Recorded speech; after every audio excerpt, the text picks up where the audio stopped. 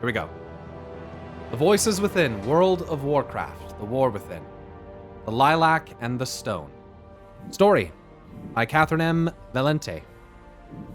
Hopefully I'm not butchering that. Illustration by Onion Sporin. Once again, editorial by Chloe Frabani and Eric Guerin, who've done all the other ones before, I think. Lore consultation. Shocker, it's Courtney Chavez and it's Sean freaking Copeland. As before, creative consultation, Steve Aguilar. I believe that's Eli Cannon, or it could be Ellie Cannon. I think it's Eli Cannon. I don't know, though. Steve Denuser, Chris Metzen, and Corey Reagan. Production, Brianne Messina, Amber Pro Thibodeau, and Carlos Renta. Designed by Corey Peterschmidt and Jessica Rodriguez.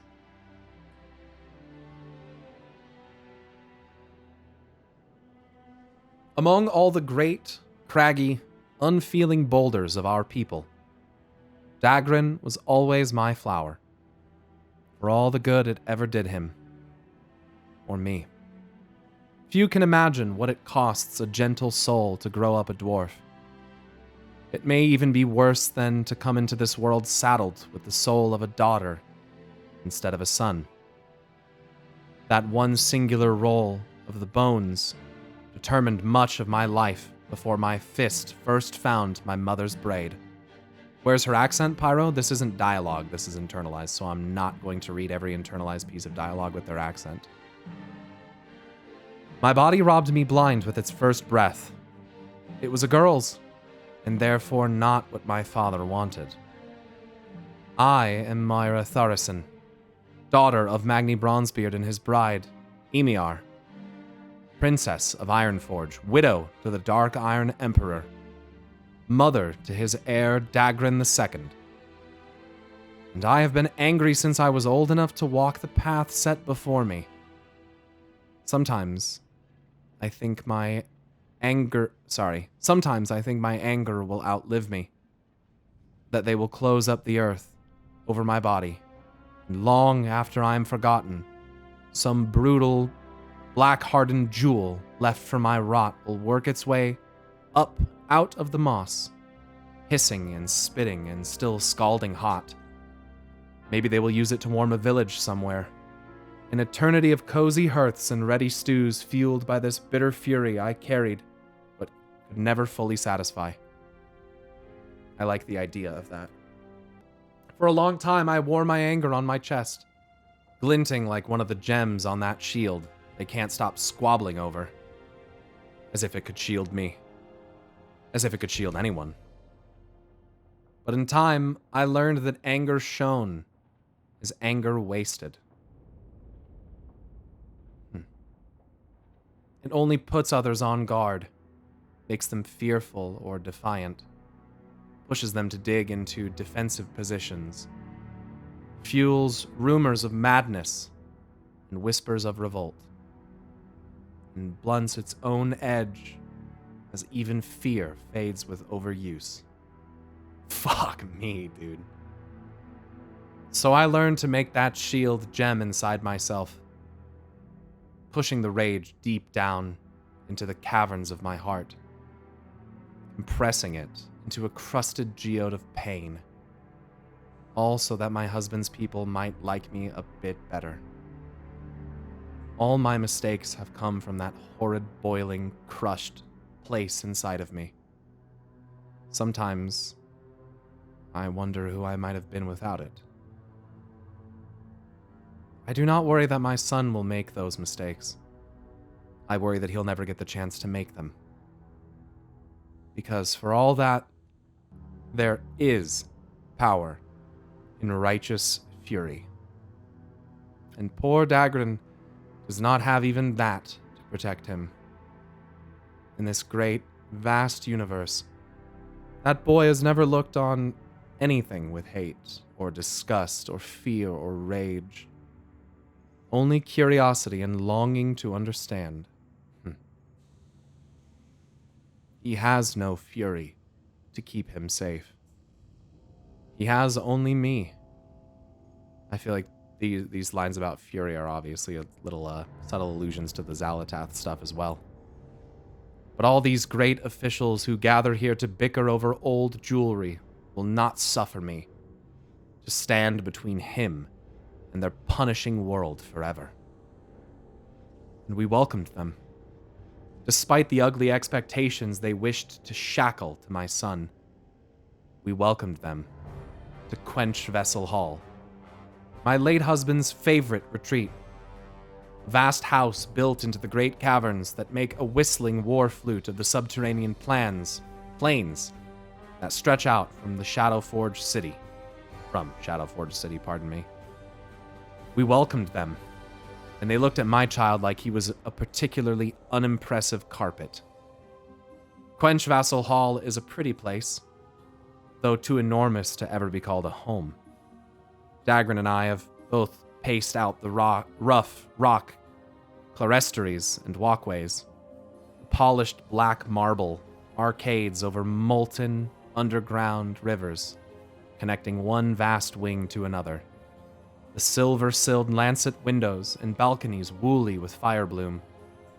One could walk for hours, staring out into acre after acre of luminous stalactites and glittering stone, hours upon hours, and never leave the house. I've always walked to clear my head, to have a moment of quiet without these stomping bellowers demanding to be satisfied every second. And there's never a second in the life of a queen regent without stomping, unsatisfied bellowers. Sometimes I think I see my son running ahead of me as he used to do, small and sweet and careless, laughing as I have not heard in many years. Then it is gone, vanished around a blue agate column into the shadows of my mind, and all that remains is regret and the problem. I've gone to several meetings now concerning the great shield discovered by explorers in the Badlands. I've examined the bloody thing closely, and it was bloody. Splattered with the stuff, blackened and cracked and centuries dry. The battle side was quartered by a cross of 3 delicately braided metals: iron, bronze, and gold, dividing the massive surface into 4 images. Fabled by time and bludgeoned by experience. An ornate and delicate silver crown, barnacled in black pearls and jewels of purple and green against a black field, with a great warhammer thrust through its circlet, whose pommel was a simple knuckle of plain, rough-hewn granite. An eagle and lion rampant adorced on a field of white, and below them a branch bearing both orange blossoms and oranges in the shape of a helpless lamb. A great iron goblet studded with chunks of onyx and amber, and filled with blood pricked out in ruby dust. Fuck, dude. This is... And last, a tower of black rock, its masonry cracked through the middle, engulfed in flames of topaz and garnet that spilled up and out into the other quarters, threatening them all. And all around these designs, a border of that same braided metal, with but a 4th ribbon of silver, on which is engraved runes so ancient, not even the most learned scholars dare claim the capacity to read them, or even swear to it that they represent words at all.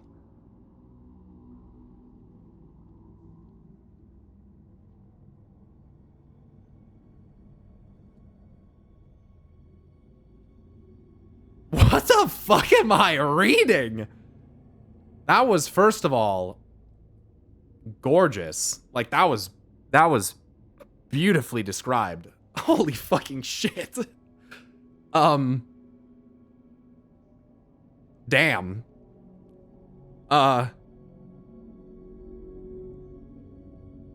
But yeah, that was, talk about visual storytelling with words, dude. That was crazy. I've listened to the evidence and the arguments, both practical and born of passion. I've closely examined the artifact, and I've come to the definitive conclusion that I do not care about that slab of metal and time-chewed leather. It is nothing and means nothing. Artisans with too much time on their hands trying to impress some long-dead king who wouldn't know rampant from passant, but I'm certain truly excelled at separating brains from skulls. It's a very finely made and rather expensive reason to fight. Nothing more. Oh, is it for the Bronzebeards because the method of braiding such metals so finely together is a secret of their smiths alone? Is it for the Dark Irons because the rubies and opals and onyxes were cut and finished in their style? Or is it for the Wild Hammers because the eagle and the lion together make the griffin? Do let us consult the heads of all the great families. Perhaps we could have a war about it. And so on and so forth, for the whole long history of dwarvenkind's struggle to stop being piles of rock and start being people. We certainly will get around to finishing the process. Any day now. But not today. Today they argued, then quarreled, then thundered about, puffing up their deltoids like birds in mating season. Then various mothers were insulted, and the standard past crimes dredged up. Then lunch. But lunch is never just lunch. Oh no. Statecraft is tablecraft, on both sides of the board. I suspected this lot starved themselves for a month before they decided so that their vigor and appetite would cost the Shadowforge vaults as dearly as possible. It's all a dance, a pretty pantomime, each step careful, graceful, precise. Even as we all pretend to be big, brawling brutes with sword pommels for brains.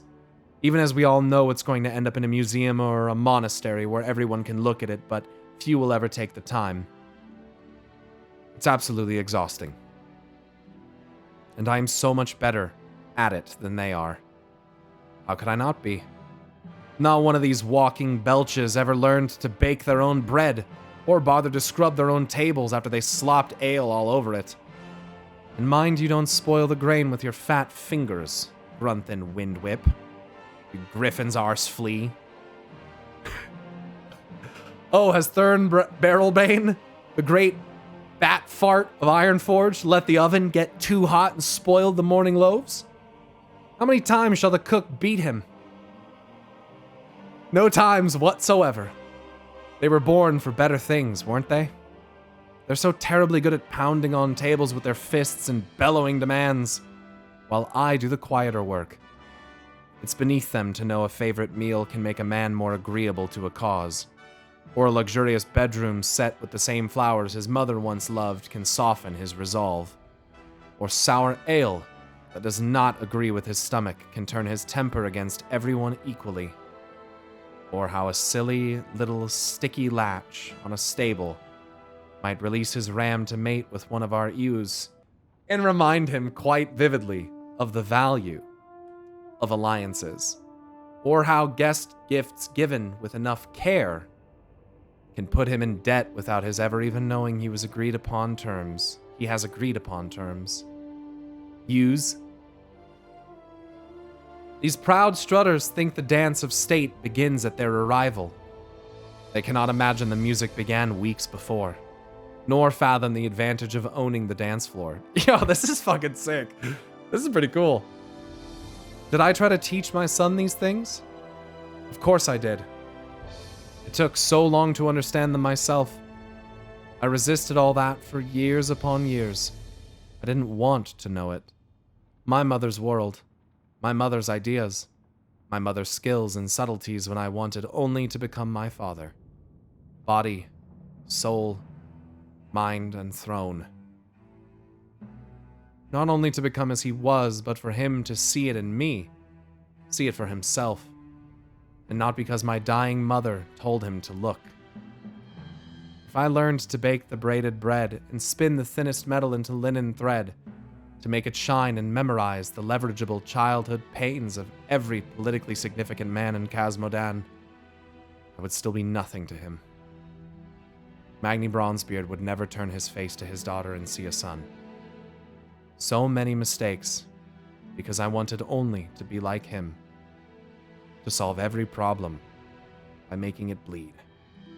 So much pain because other solutions didn't make me feel like my father's heir.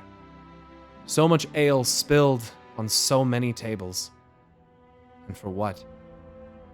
It would take years for me to mold myself into the leader my people needed. To bury my anger, to learn the ways of the Dark Irons.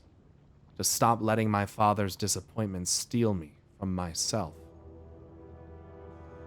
I had made mistakes in the doing of it, but it was I who saw my husband's vision realized, who helped free the Dark Irons from the thumb of Ragnaros, and it was I who allied them to the other clans, who led them into the broader alliance, and it was only then that my father saw me for what I was, and not whom he thought I should be. And I would never let this be the model for rearing my own son. Unlike the nobles braying about our table, my boy has baked his own meat pies of boar and bear, spun his own wool, stitched his own tunics, washed the stones of Quench Vessel Hall until they shone, and he bled. The trouble has never been that he does not know how to play the game. It's that he refuses to play it at all. He will hole up with his books, pretend not to know these things. He will not behave like a dwarf, only like Dagran, and a flower among slabs of rock must appear to be stone, or be crushed. The High Steward Angrid Coldfeast prepared and set out the meal alone. The clan representatives ignored her as she entered. Who was she to them? Just an old woman. Might as well be a piece of broken furniture fit only to rest a mug of beer on, stooping and scuffling on the flagstones, her back camelled with age, eyes distant and glazed, arthritic hands quivering on the lip of a great golden platter, stamped with the griffin sigils of Wildhammer, piled high with sugared morels and spiced haggis, blood sausages smothered in boiling bramblebear butter sauce imported from Kultiras. Grunthin was such a greedy, plump little cake snatch when he was a boy. I never once wanted to hear his mother complain about how he stained his leathers with drips and glops of bramblebear butter sauce. But I'm glad of her whining now. After settling Grunthin and Falstad Wildhammer, poor old doddering Angrid steadied herself as she slid a bronze platter stamped with the seals of Ironforge. The huge plate was crammed to the edge with icefin fillets, or fillets, honey-spiced lichen, tender boar stuffed with winter figs. God damn, this sounds good as fuck. Dude, I would love to have a meal with some dwarves, dude. You know they got some good beer, and they're gonna fucking hook it up with the meal, dude. God damn. Shit. Thurn Barrelbane licked his chops. Whenever he was ill, his old nurse made him a honey-spiced lichen to suck on.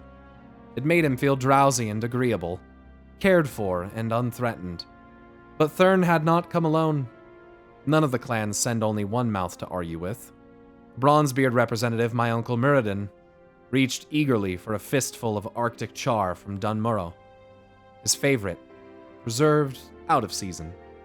And then there's my plate, blackened iron, bearing bitter greens, crayfish hearts still in their shells, and a round of red spiced braided bread, seeded through with dried fruit, onions, bits of hard cheese, and morsels of bacon. Yo, fuck off, dude. As big as my head and twice as pretty. I know all this because I planned it. I learned long ago that I detest surprises. Though there was one I welcomed gladly. Angrid. Angrid is older than magma.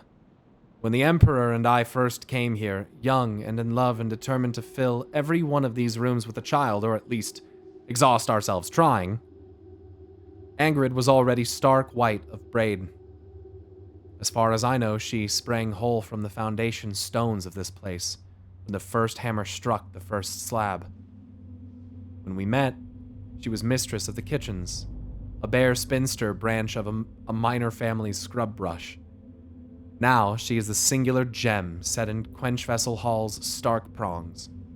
Nothing passes here that she does not know. But few who pass here know her, and that is how we two have devised it, since I became a widow and she became my spy master. Cool. Angrid's hand was perfectly steady as she poured hot vinegar into a stone bowl to dredge my crayfish through. Because her hand is always perfectly steady, unless I tell her it ought not to be. I make apologies for her infirmity and her hearing trouble when she possesses neither. The great clan leaders do not care. They do not even see her. She is nothing to them. We devised our finger language when I was a young bride expecting to visit here often. Of course, I never got the chance to be an old bride. We became so quick and subtle at it that we would finish our conversation before anyone else thought to ask why I so incessantly played with my signet rings, or touched the prongs of my forks, or soundlessly tapped my knuckles with my thumb. "Where is my boy?" my fingers asked. "Where else? In the library," hers answered. "Still, what is he doing?" asked the raise of one eyebrow and a sharp dip of my chin toward the north wing of the house. "Nothing useful. No one ever sired an heir on a book. That's all I know," said the subtle movements of her fingernails on the edge of the plate, then tugging her wispy, snowy, mole-spattered mutton chops I have come to love so dearly. She's got mutton chops. "Summon him. He ought to be here." "He will not come, my queen. You know that. Stubborn like his father, and mine, and you." I tossed a heart shell onto the floor and sighed. "Brothers, I'm nearly ready to call for my mace to break this bauble in 4 pieces. We can each take one home, pitch the last into the sea, and go back to our usual business, which is still warm and waiting for us." No one who thinks that would satisfy Ironforge ought to call me a brother, Thurn Barrelbane snarled. "The shield belongs to us. How can you deny it? A child of the Bronzebeards yourself. Are your loyalties truly bent to the Dark Iron when your son reflects the lineage of both houses?" Subtle as a cudgel, this one. "My first loyalty is, as ever, to our people." Grunthin snorted around, a butter-greased mouthful. "Oh, just let us fight it out, Myra. It's what we're gonna do anyway in the end. I don't know why you're putting it off. This will all be over as soon as I'm allowed to make my points clearly and efficiently." Windwhip held up one massive hand and then the other. By way of illustration, arguments without fists are like sentences without punctuation. You might manage it, but why make so much more work for yourself and everyone else?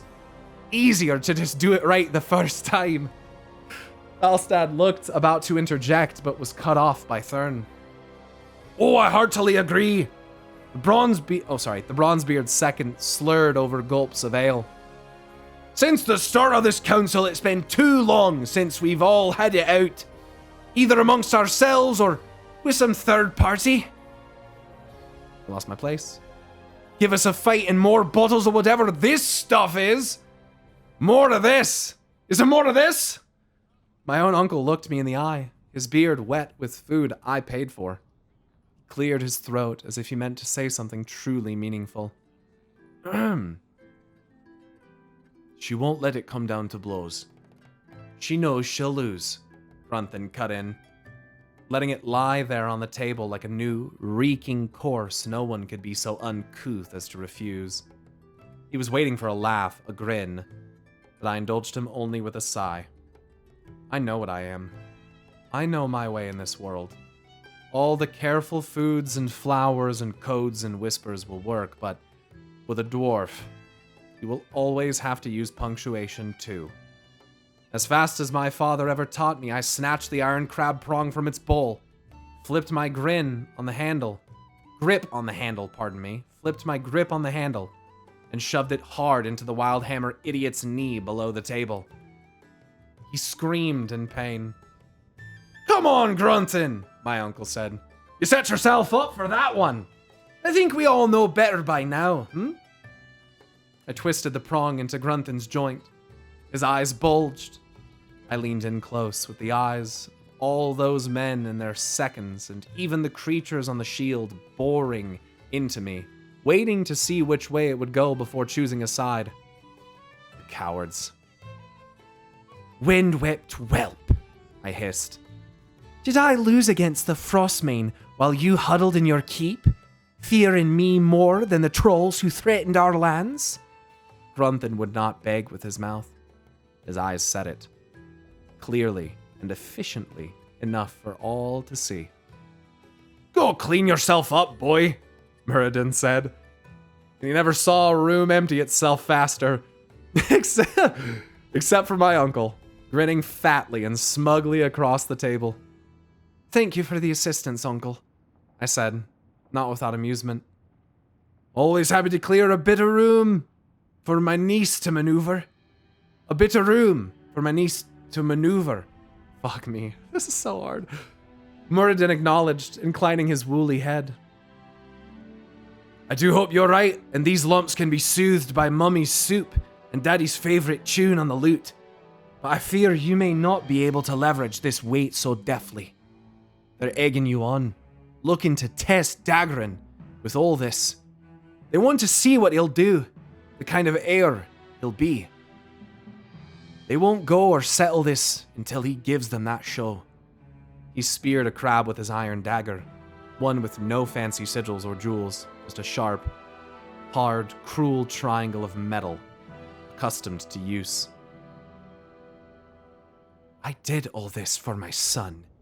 I felt my face burn red. As heir to both thrones, he has the power to steer this council.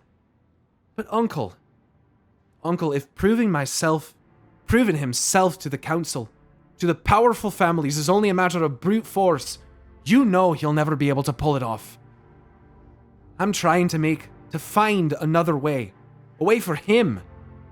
Titans know he's not even here to pretend he's ready for their sake. Muradin nodded sadly. And they know it.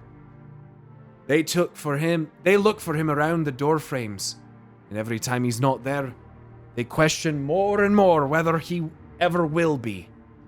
The old dwarf put his hand on my arm. I know your father did not do right by you. He broke his promise to Amiar, I hope I'm saying that right, to look out for you. Keeping someone safe does not mean you deny them the tools they need to make their way after you're gone.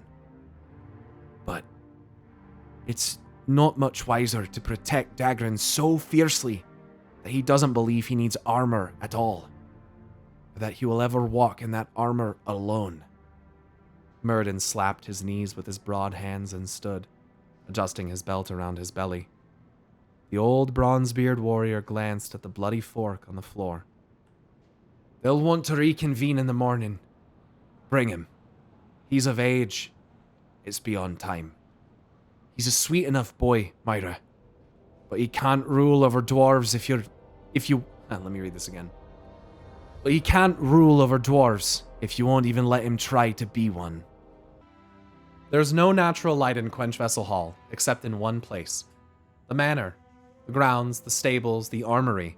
Even the walls and rivers all sprawl, clatter, rise, and tumble deep underground. The stoas and corridors and buttressed colonnades glow a faint red from the hot magma far below, illuminating somewhat every wall and arch, broken by occasional orange flames and faceted lanterns where the shadows grow too deep. Outsiders always found it dreary and oppressive. My people find it safe, reassuring, correct. But there is one place where a new husband, young enough to rip out a strip of the night sky for his wife's shawl, if only she wanted it, ordered the craggy stone ceiling breached all the way to the surface, then had it thatched and engineered with clear, thick crystal to let in the sun and nothing else. and that single shivering shaft of daylight falls in the portal hall on a painting that should not be there, for it shows no dark iron ancestor or hero who earned their honor here. It is only a painting of my father, holding my mother's hand gently and looking at her with a private, naked fondness that no paint should ever be able to capture.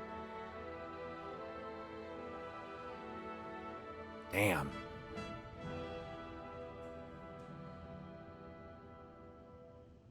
There is no path to the great library from the meeting vaults without passing through the portrait hall. It pained me to look on it now, after all that had come to pass. My parents illuminated by my husband's love because I missed my home, never guessing how short a time I would be wed, and why. Magni Bronzebeard, my father who could not let me be or use me well. He held my mother as she died, ripped apart by ice trolls.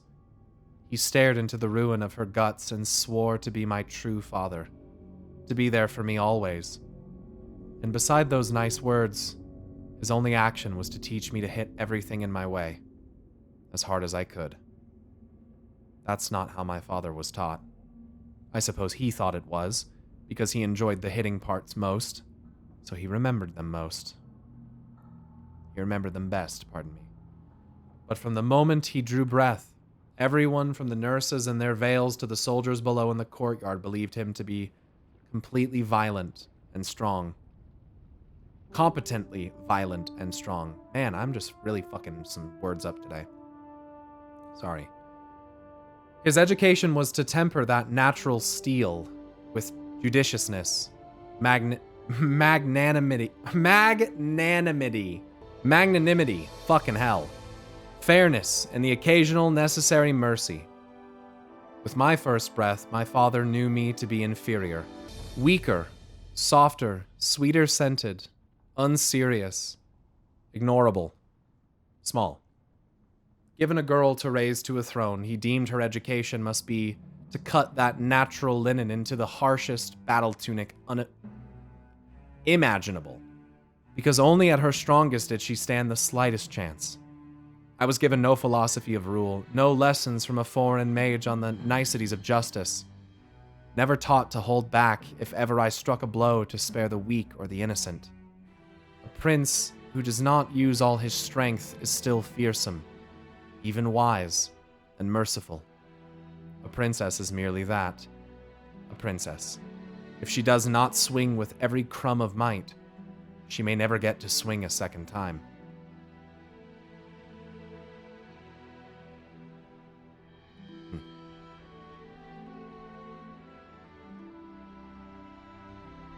But perhaps that is not fair. Magni thought those things. Magni arranged my world so. But there are daughters thought not so, and sons as well. Perhaps because my father loomed so colossally in my view, I could not see that my pain was only his made flesh. And not every eye in the world was cast against me because I could not be a son. I tried to do better with Dagran, I did try, but I became lost somewhere in it, in the reflections of pain, and in trying to protect him as I was not, I protected myself and left him bare. Perhaps when I finally saved myself from this frozen prison of a promise half kept, when I shone so bright and swung so hard in the depths of a dungeon that the Emperor himself raised me up and treated me as his future, loved me enough to let the sun into his stronghold only for me. When I became a queen in my own right, won in the battle of love, which is no less a war than any open plain churned with bodies, that man in the painting took it from me. My own father. He could not bear to let me own my birthright, but neither would he allow me another. And then my nurse in her veil put this tiny, wrinkled boy into my arms and said, "Make him a king. Make him a man. Make him a warrior before whom everyone could not see you, for your father's shadow will tremble." What was I to do with him? What good could I be to this strange mirror, my Dagran? Another Dagran, but not another. Nothing like his father or his mother, born quiet and gentle and loving as I was not, as no man I ever knew even wanted to be. Born so happy and kind that Tooth Gnasher himself would let him kiss his nose, to whom violence would have to be taught, because he drew only wisdom from my breast. Oh, my son, what will you be with a mother like me?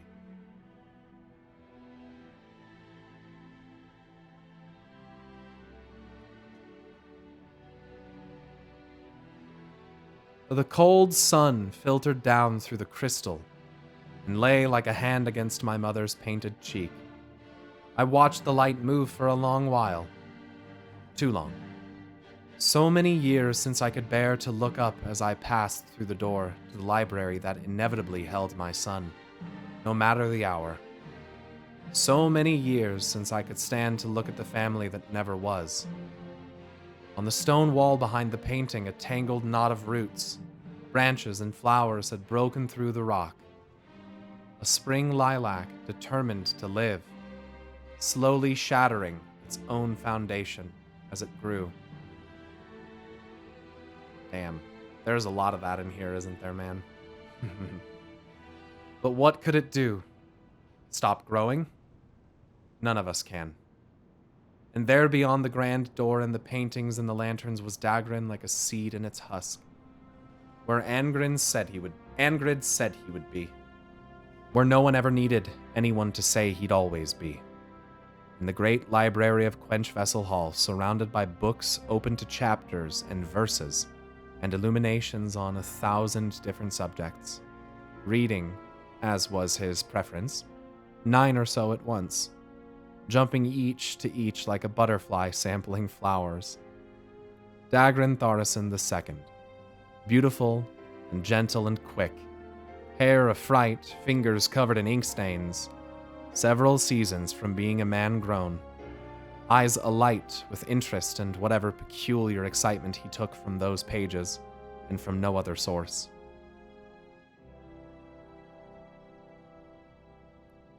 On the southern wall, Dagran had hung a length of parchment bearing a detailed, carefully shaded drawing of that damned shield in all its confounding mystery.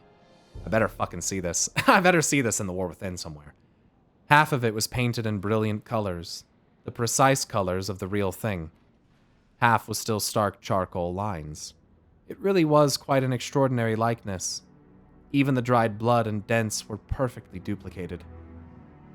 Did you draw that? I asked my child. What? Dagran asked, startled as if out of a dream. He groped for a pair of spectacles, a thing I had hardly seen a handful of dwarfs come near in all my days, though only the gods know how many of them are half-blind and full proud enough to still need them badly but never admit it. The boy shoved them onto the bridge of his nose under his wild explosion of white hair, long ago fallen loose from its braid. Oh, that. Of course. Who else? It's very good. If you say so. It's not really important. How so? All these men have swaggered here, strapped with enough weapons to pass for porcupines over the thing. It's what I've come to talk to you about. Well, of course it's important, but it isn't at all. The shield's just leather and metal. It's nothing dreaming of being something. The drawing of the shield has as much meaning as the shield itself. Both can be true. Do you see? When it came to Dagran, I rarely saw. How long's it been since you've eaten? The heir to 2 clans hitched up his trousers like a babe not yet grown into them. Like a boy king. So thin, so frantic with energy, he waved me off. I can eat any time. I'm so close to figuring it out. It's the words. It's the words I can't get a hold of. Dagran flitted from book to book to book, some as wide as my own arms outstretched. There really isn't a language in Azeroth I don't have a toehold on. Some of the very dead ones, I might only grasp the basics, but once you know one, the others sort of open up. Like a puzzle box. Are you fucking kidding me? Are you serious? Dude, we just put out a video, like not even a fucking 2 weeks ago, talking about languages like the Tauren's language and the Troll language being derived from Shath-Yar. And in the book where they talk about languages, once you know one, the others sort of open up like a puzzle box. Are you shitting me? The most famous puzzle box in WoW's history being the puzzle box of Yogg-Saron, which is written presumably in Shath-Yar. That's insane. Sorry, I have to talk about that. I just had to point that out. There are only so many ways to put words and symbols together.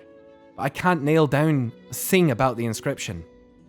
The runes don't play well in any tongue I've ever heard of, or heard whispers of.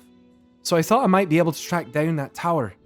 Maybe it's not just a pretty design, but a real fortress that existed somewhere, in some era. Then I thought I might be able to find the artisan who made it. Match the style to those huge heraldic books I used to love. Do you remember? Dude, this character is so fucking awesome. Are you shitting me, dude? This character's fucking awesome. Let's do it, dude. Let's do all that. Let's go do all of that. Let's go try to find the fucking fortress, dude. That's sick. Try to figure out why they're all on there, dude. This is sick. I'm gonna like this a lot. Of course I remembered. Children always think they're the only ones who remember their childhoods. But to do that, I had to understand the style well enough to recognize it elsewhere. And I never cared much for art, so I taught myself to sketch and paint. You taught yourself to do that? The boy shrugged. It wasn't that hard. And anyway, it didn't help, so I moved on to something else. There's something about that goblet that bothers me. He scrambled over to yet another huge tome, half forgetting I was there. Dagran, I have to talk to you. Dagran, it's time. Time, yes. You know, you're in this one, Mother. You're in this one, Mother. I didn't ask. Nothing in a history book concerning me would be kind. Dagran, please. It's time. Your time. He stood up suddenly. All the blood ran out of his dear little face. Oh, he mumbled. Oh. Muradin won't continue the negotiations without you. They've been counting minutes for you to come of age so they could be rid of me at last. I'd rather it keep being you forever, he said quietly, and with such defeat in his voice.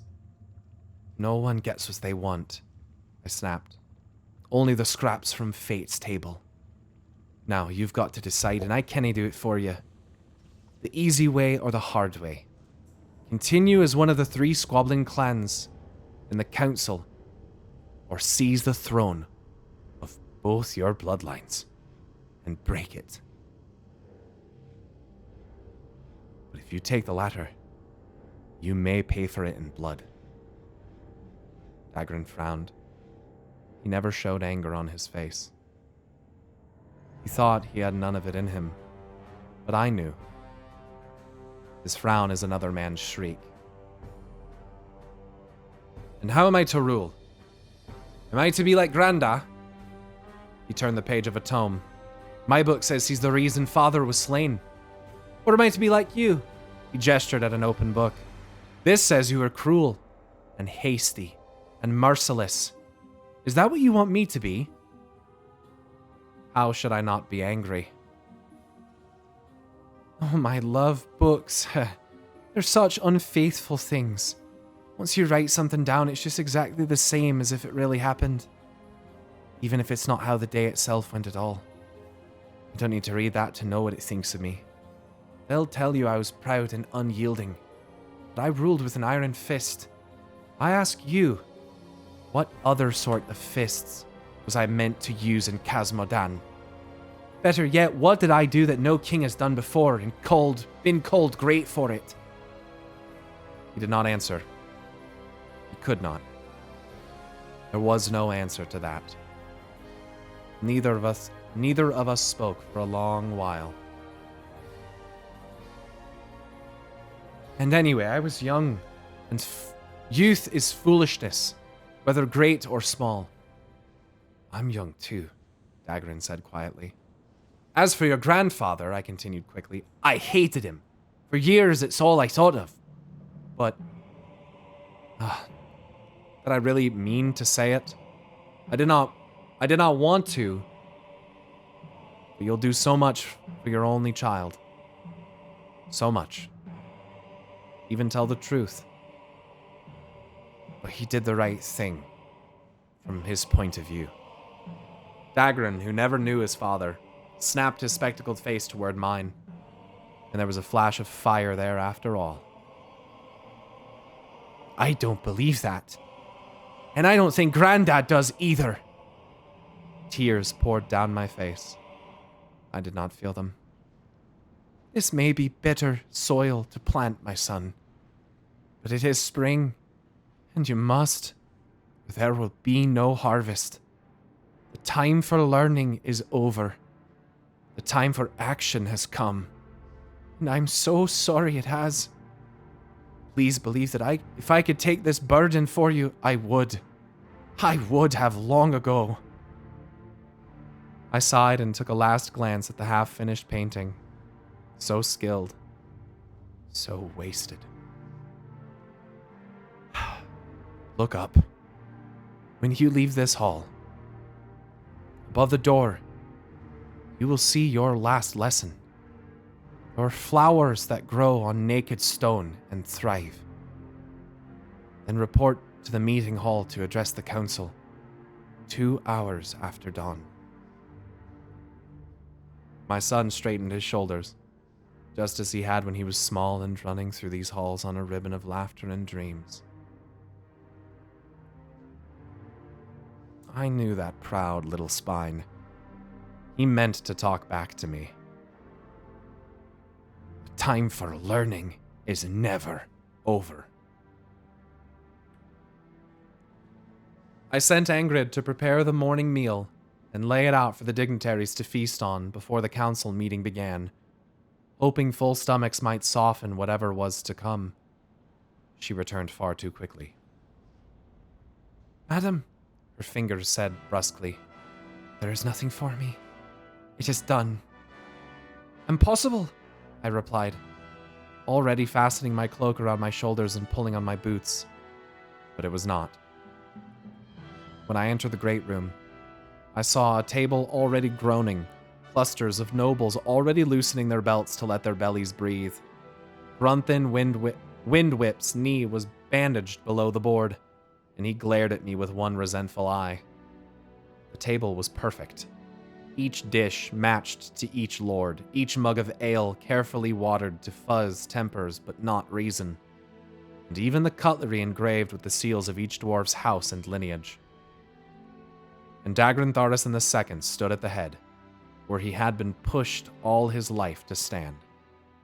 But he had set his table himself, relying on no servant to do his work. His fingers flashed briefly against his belt, quick and nimble. Mother, his fingers said, everything's going to be all right. I never taught him the signs Angrid and I devised so long ago. I never taught anyone. He had only watched for all his life and learned.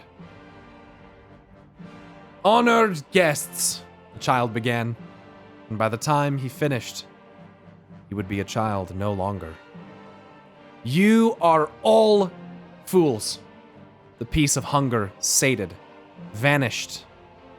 The peace of hunger sated, vanished in a roar of fury from all assembled. Half a dozen hands went for half a dozen hilts. You are fools! Dagrin held up his hands. He did not bellow. He did not roar. He did not strike a blow to cow the rest. But they listened as they had never had even when I did all those things. bastards. You are fools, and it is exhausting. I know books are less entertainment than hitting each other because your precious feelings got hurt. Feelings? Screeched Grunthin, a bloom of blood appearing on his bandage as his stitches popped free. Gross. I do apologize. Would you prefer honor? There's little enough difference. Watch your tongue, lad, warned my uncle. I have. Very well. It's tongues that have troubled me so. That, he gestured at the inscription on the great ancient shield, is no tongue recorded by any of the varied races of Azeroth.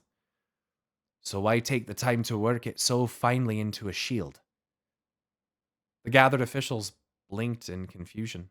I think I ran out of music, by the way. Dagran smiled patiently. A shield. What is a shield for? I confess I quite enjoyed watching these men who spat on me half my life squirm in their chairs like students who had shirked their lessons.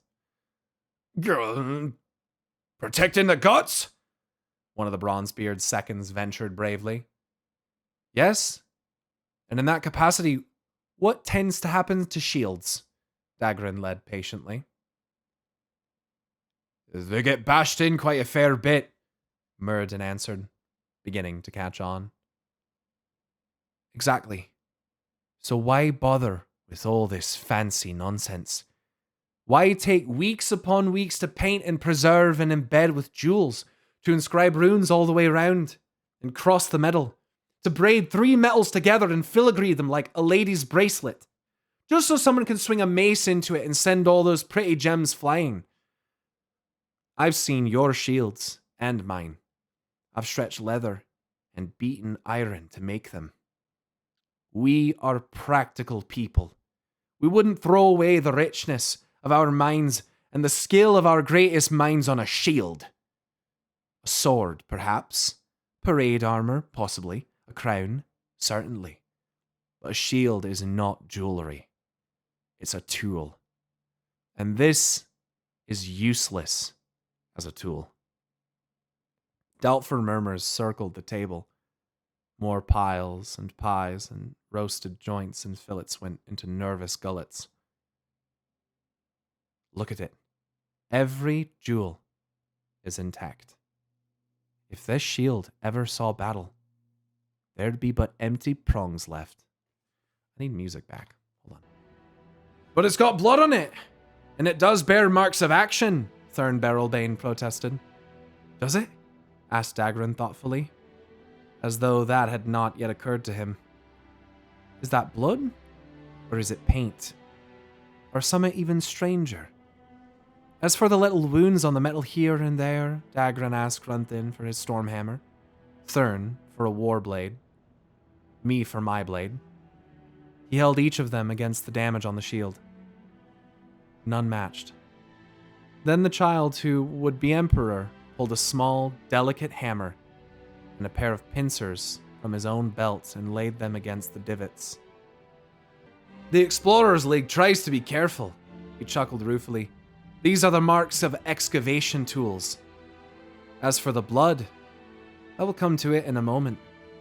I've spent weeks in the library researching these sigils and marks, the workmanship of each aspect, the runes themselves, everything. And the answer is, you are all fools. Don't make them feel stupid, my fingers flashed in warning. You won't get to finish showing off. This shield was never meant to be used in battle. It's a memorial. It is an apology. And it's a promise. Look again, Wildhammer. There is your griffin, broken into 3 parts that long to join. Tragic, weeping, separate, unable to feast on the lamb alone, no matter how rich. Look again, Dark Iron. There is your fortress, burning beyond salvation. Look again, Bronzebeard. There is your goblet raised in the great halls of Ironforge, filled not with blood but with wine. And all alone, without your comrades to feast alongside you. Dagran raised his piercing eyes to me. Look again, mother. It's not only a crown in the upper quadrant, it's a queen's crown. And thrust through it, a single hammer. Not a war hammer, just a hammer. A hammer to build, not to break. To raise up cities, not to raise them. This shield saw no battle, but was scarred with all this care to tell a story. A story about what happens to our people when we war one with the other. We came together once, 3 metals, iron, bronze, and gold. Dark iron, bronze beard, wild hammer. We came together to swing our hammers for something greater than shattering bones or filling coffers. Before this council, before Modimus, before Bronzebeard and Wildhammer and Dark Iron, sometime in the ancient past, our people knew no division. All our clans were one, under a queen. A queen who had a son with a builder's hands. Thurn rolled his eyes. How can you possibly know all that? Because I can read the runes, Dagran said simply. The trouble of it was the trouble of us, thinking those sigils were all one language. One clan's words, one clan's ideals, one clan's way of being. They are not. They're all 3. Each rune is a chimera, a beast formed of the parts of other creatures. 3 of them. The long slash of ancient Wildhammer script here. His quick, clever fingers shaped the characters' anatomies in the air like a painter. The curt, blunt points of lost Dark Iron runes there. The bold curve of dead Bronzebeard shorthand uniting them. Each letter follows this pattern. I would have seen that much more quickly if the chimera ended there. Instead, not only is each letter made of 3 scripts, but each word is formed from pieces of our most ancient languages. And the sentence itself uses a patchwork syntax. Dark Iron verb conjugation, Wildhammer noun declension, Bronzebeard prepositions and syntactic typology. Jesus Christ. Dagran was losing them. He'd become distracted by his own joy of studies and puzzles, by the delight of having solved an impossible riddle, and the longing to share that, to show it off.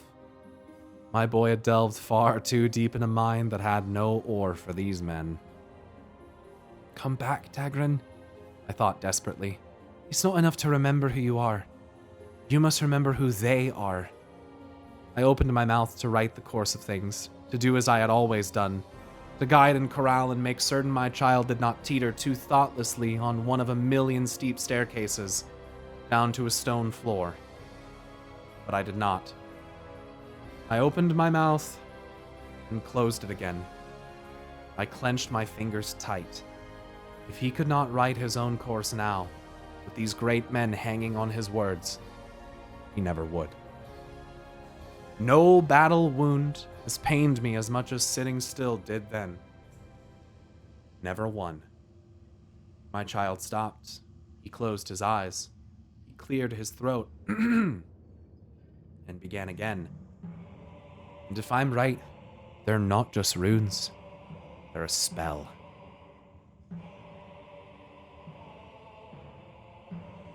A spell of restoration. If I speak the truth, it will show itself. Dagran Thorison II ran his finger across the inscription on the crossbar. We are all fools, he read. Then he ran his finger around the words that rimmed the images. But fools no further. Fools no further. Fools no further. Over and over again.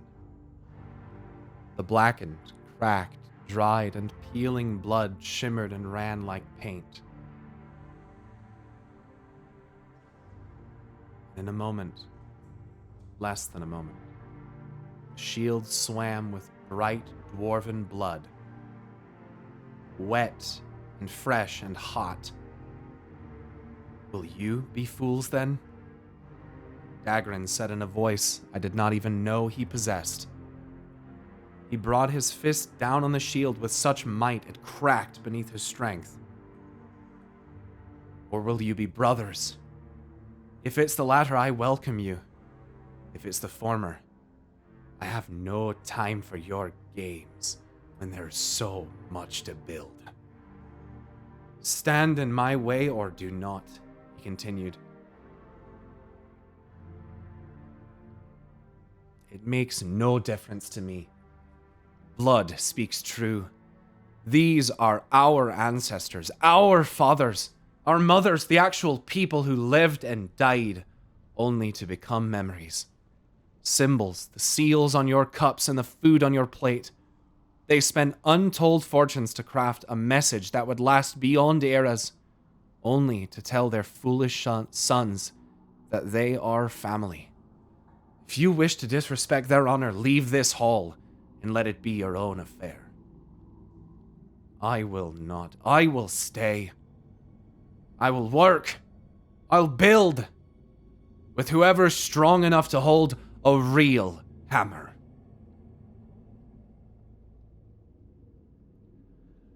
Dagrin tossed the excavation tools on the broken shield and strode out of the room. Follow me, and do not look behind you, his fingers urged. I did, and in that moment truly thought, I could not be more proud of the child.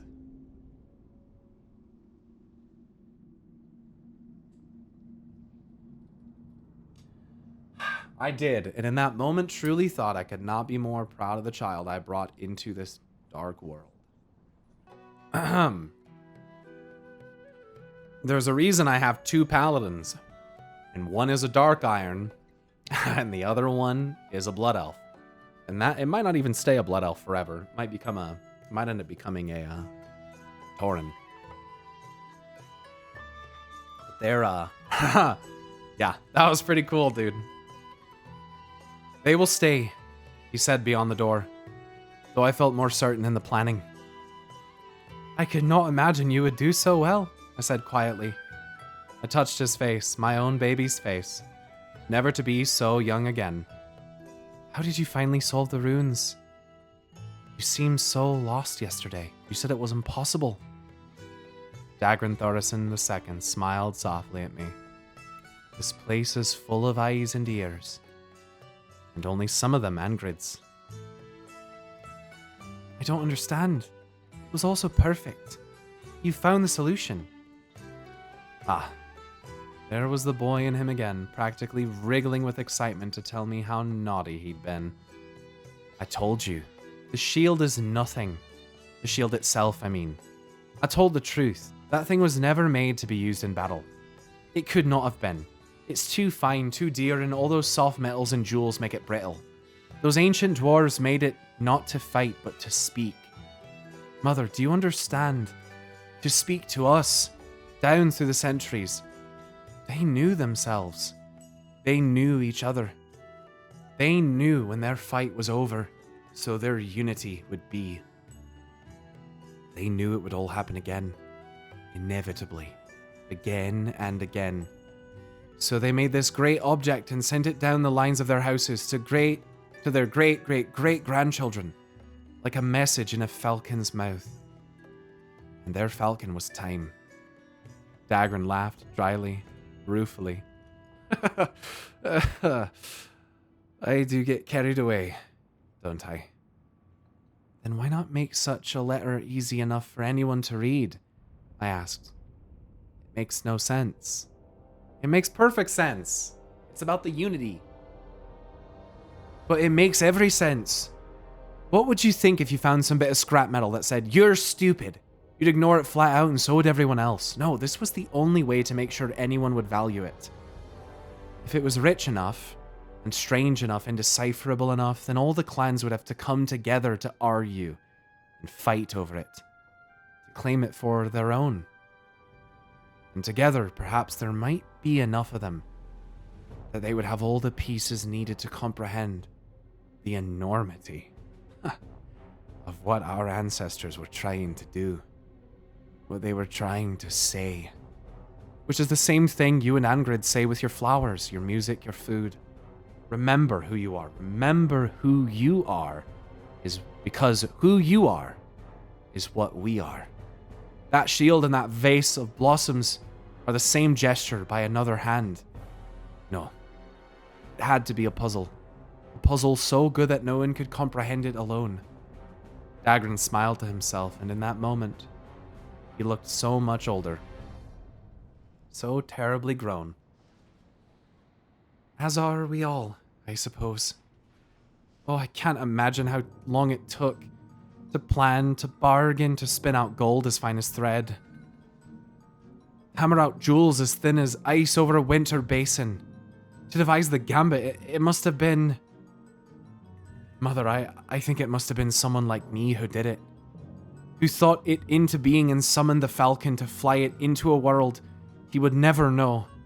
The light of days on the other side of his own allotted span. Or hers. I narrowed my eyes. I know my son. I do know him. And you couldn't help adding your flourish to that lost soul's work, could you? Dagran glanced up at me through his lashes with a shine in his eye. I may have helped a little with a blood spell. Linguistics are quite enough to excite me. So you knew some blood stuff, huh? Interesting. I suspected my great uncle and his peers would need something more obvious. Yo, let Dagran, like, specialize in some blood magic, dude. That would be interesting. That's like Mogu-esque. Summoned a falcon's an interesting analogy. It makes me think of Yggdrasil and how there's like isn't it like it's like a squirrel and like a eagle or a falcon or something that like goes up and down the tree or something like that, like messengers of the gods or some shit like that. Kind of reminded me of that a little bit. Is this all about WoW lore? This is Metzen Shield Shinzai? Yeah. Yep, that's how I took it when I was reading it. It had to be a puzzle. A puzzle so good that that no one could comprehend it alone. No matter how good people think they might be. I wanted to laugh and whisper and take apart every moment of this victory with him as we used to do when he was small and his only battles were with wooden dwarves and bathtub trolls. To tell him how I had done something not so different in my youth. Show him my pride, and by showing him how alike we are. But I did not. I could not. I did not want to take from his deed by plastering it with my own. Making his virtue mine.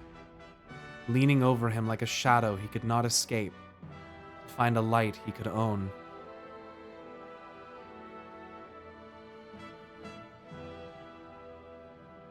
I can learn.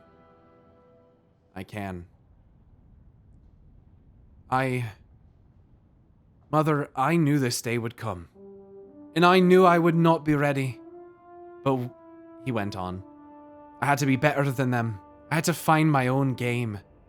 Because I could never win at theirs, any more than you could. And it will work now. It will. I know. Turning on to get into the wrong accent there. For a while, at least. It's only ever for a while. Until the need for a falcon comes again. He gripped my shoulders and pressed his forehead against mine. I thought my heart would burst open.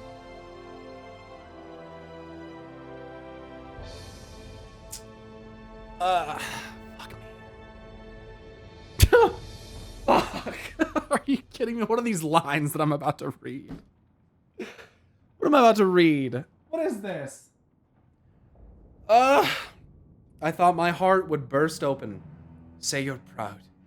Say I am your son and you see me.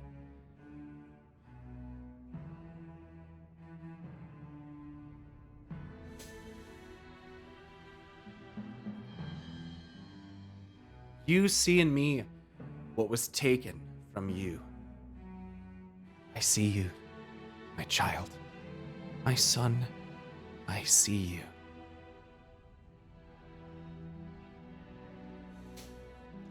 God damn it, dude, fuck. Have I read one of these yet that hasn't made me fucking cry?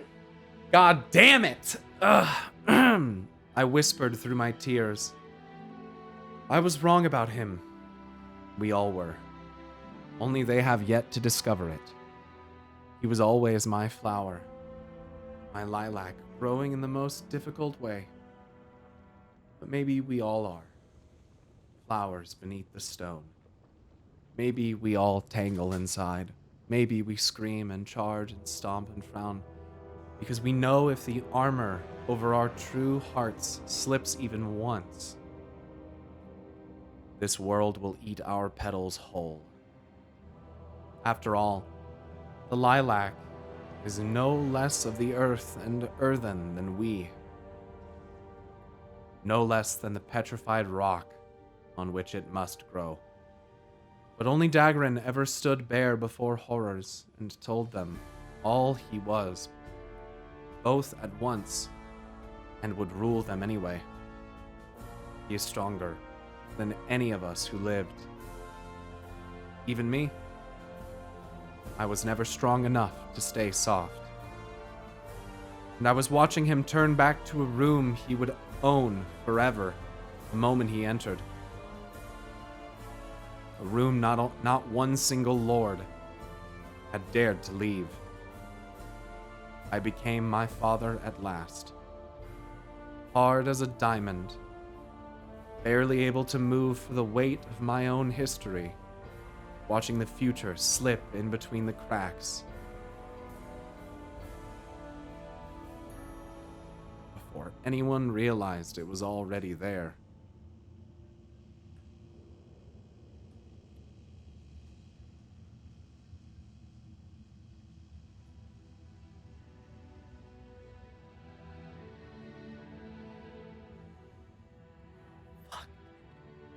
That's a good one. Really good one. Oh, that's a really good one. How do they keep getting better? I don't understand. I don't understand. It's so well written. I was having a hard time even reading it. It's just so